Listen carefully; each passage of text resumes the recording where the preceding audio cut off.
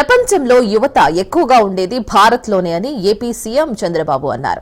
ఆర్థిక సంస్కరణలతో ప్రభుత్వ ప్రైవేటు భాగస్వామ్యం వచ్చిందని తెలిపారు. అప్పుడప్పుడే వస్తున్న ఐటీని సద్వినియోగం చేసుకున్నామని కూడా తెలిపారు. నేను ఎప్పుడూ విద్యార్థిగానే ఉంటా, అనునిత్యం కొత్త విషయాలు తెలుసుకుంటానని అన్నారు. సాంకేతికత ప్రతి ఒక్కరికి అందుబాటులో ఉందని అన్నారు. సాంకేతికత యుగంలో సమర్థత పెంచుకోవాలని కూడా అన్నారు. ప్రపంచంలో ఎక్కడికి వెళ్లినా భారతీయులు ఉన్నారని కూడా తెలిపారు. నా ఆలోచన ఒకటే, మనం బాగుంటేనే చాలదు, తిరిగి సమాజానికి ఇవ్వాలని చంద్రబాబు తెలిపారు. విజయవాడలో పశుసంవర్ధక శాఖ ఆధ్వర్యంలో నిర్వహించిన టెక్ ఏఐ కాంక్లేవ్ కు సీఎం ముఖ్య అతిథిగా హాజరయ్యారు.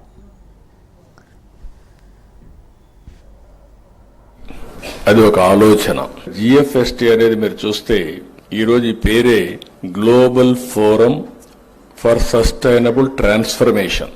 ఇది ఏదో ఒక ఆంధ్రప్రదేశ్ కి కన్ఫైన్డ్ కావడం కాదు. ఇది ఒక ప్రూఫ్ ఆఫ్ కాన్సెప్ట్ గా ఉండాలి. ఇది ఒక గ్లోబల్ ఫోరం గా ఉండాలి. ఈ రోజు టెక్నాలజీ మెచ్యూర్ అయింది.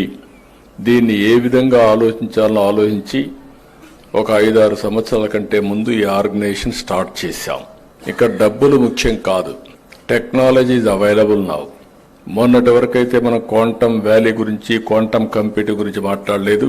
హైదరాబాద్ లో ఆ రోజు నేను స్టార్ట్ చేసింది ఐటెక్ సిటీ విత్ ఐటీతో స్టార్ట్ చేస్తే ఎగ్జాక్ట్ గా 25 సంవత్సరాలు. ఈరోజు ప్రపంచంలో ఎక్కడికి పోయినా అక్కడ భారతీయులు ఉన్నారు, అందులో తెలుగు వాళ్ళు ఉన్నారు. హైయెస్ట్ పర్ క్యాపిటా ఇన్కమ్ సాధించిన ఏకైక వ్యక్తులు ఎవరంటే భారతీయులు అని చెప్పి కూడా నేను మీకు తెలియజేస్తున్నా. అమెరికాకు పోయినా, ఆస్ట్రేలియాకు పోయినా, ఎక్కడికి పోయినా అందులో 35% తెలుగు వాళ్ళు ఉన్నారు. దీనికి కారణం సింపుల్ గా మీరందరూ ఆలోచిస్తే, మనం ఆర్థిక సంస్కరణలు 91లో వచ్చాయి. అంతవరకు లైసెన్స్ రాజ్యం ఉండేది. ఏ పని చేయాలన్నా గవర్నమెంట్ పర్మిషన్ ఇస్తేనే ఆ పని చేసేవాళ్ళం. ఎప్పుడైతే ఆర్థిక సంస్కరణలు వచ్చాయో లిబరలైజేషన్ స్టార్ట్ అయింది. అదే సమయంలో మన దేశంలో ఐటీ అప్పుడప్పుడే ఎవాల్వ్ అవుతుంది. ఆ దాన్ని మనం అడ్వాంటేజ్ గా తీసుకున్నాం.